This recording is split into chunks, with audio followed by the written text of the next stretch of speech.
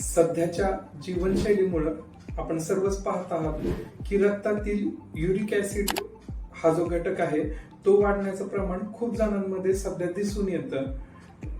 बरेच रुग्ण क्लिनिकमध्ये येतात, डॉक्टर आम्ही यासाठी खूप वर्ष झालं औषधं घेतोय, पण असं काही ठोस पदरी पडत नाहीये किंवा प्रॉपर उपचार होत नाहीये. तर आपण आयुर्वेदात यासाठी काही करू शकतो का?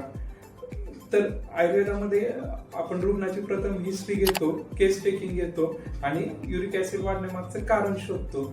तर बरेचसे कारण जाणवतात, पण यामध्ये प्रामुख्याने शरीरातील रक्तदृष्टीचं प्रमाण जास्त असतं आणि हा आजार जवळपास वातरक्ताशी, आयुर्वेदात एक सांध्यांचा वातरक्त नावाचा आजार सांगितलाय की जो छोट्या सांध्यापासून सुरू होऊन पुढे पुढे वाढत जातो.